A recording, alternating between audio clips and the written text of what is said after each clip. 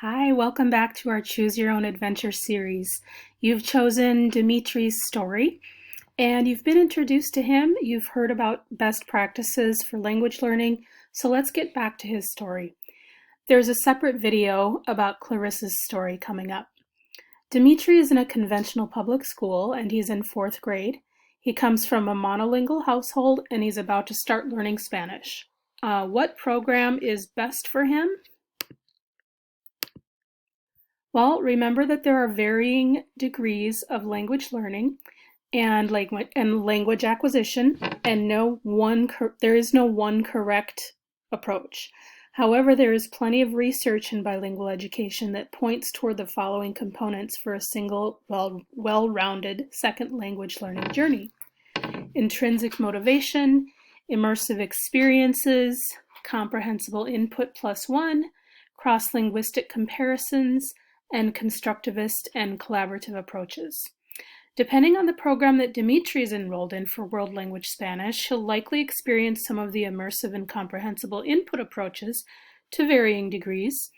In order to make meaningful cross-linguistic comparisons, he will also need a base knowledge of how his own language works. So I would find out if Demetri has grammar knowledge and motivation, and I would ask him about his goals. So I'm going to pause for a moment because I know that many of you will be asking, why are you pushing grammar? Shouldn't he learn through exposure the way we learned our first language? Well, first, we don't learn our second language the same way as we learn our first one, unless we're around 8 years old or younger. Even if we are thrown into an immersive experience, we still draw on knowledge of our own language to make sense of the new one. So I'm not saying we can't learn at all, but look, here's something I've experienced firsthand, both as a lifelong learner of language and as a Spanish teacher. And I found it to be backed by research.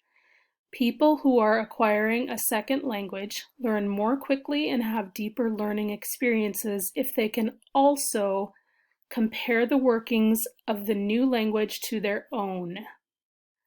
Understanding how your own language works involves knowing some grammar. So what happens is when you're equipped with the knowledge of how a language works, your immersive experiences will be more fruitful. Yes, the immersion style classes help students to become more conversational, but unless students are equipped with some grammar knowledge in English, their learning will come to a halt because world language classes are not the same as living abroad. So it boils down to goals.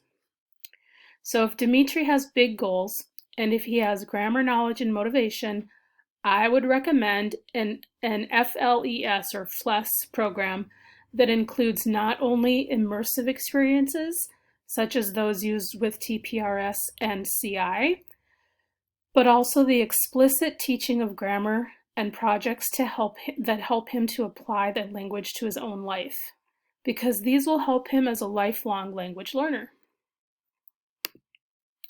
Flex programs, on the other hand, offer a glimpse into the language and culture, and that's fine for people who don't prioritize in-depth language learning, or for people who are uncertain about which direction to take. Many times these are the after-school programs or the short, infrequently dispersed lessons that focus on songs, games, and art to teach a few words and a little bit of culture. If his school only offers the Flex program, or if it's a limited FLES program, I would suggest that Demetri take lessons with El Puente Bilingüe, either self-paced online or in person, especially if Demetri already has basic grammar knowledge of nouns, verbs, and adjectives. He might even be ready for my Montessori-inspired Spanish lessons. So what about Demetri's little sister, who's in 1st grade? I would suggest either a dual language program or a Flex program. While she's in the Flex program, I would suggest that someone teach her about nouns, verbs, and adjectives so that she can more easily compare her own language to Spanish and deepen her understanding more quickly. Then, when she reaches upper elementary, she could take an online self-paced course with El Puente Bilingüe, or maybe her teachers will use El Puente Bilingüe curriculum in their classroom. If she lives in my area, I will welcome her with open arms to my in-person session as long as there's space available. So what about Demetri's older brother, who's in 7th grade, and he's starting Spanish now?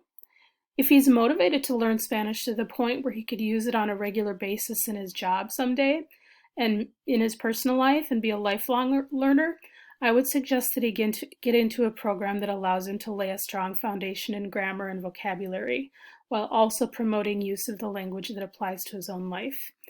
If he just wants to be conversational, then he should just take a world language course that focuses on comprehension and immersion. If his options are limited, but he wants to learn more deeply, or if he's struggling with the basics, El Puente Bilingüe offers online tutoring as well as a self-paced course. Maybe you know someone like Demetri, and maybe you and your family want to learn Spanish together. Or perhaps you are a Spanish teacher and you'd like to look further into what I can offer. I invite you to check out my product page. If you're curious about Clarissa's journey with Montessori, that will be coming up. You'll be able to find her video on my blog page or on my Facebook page. Thank you for listening.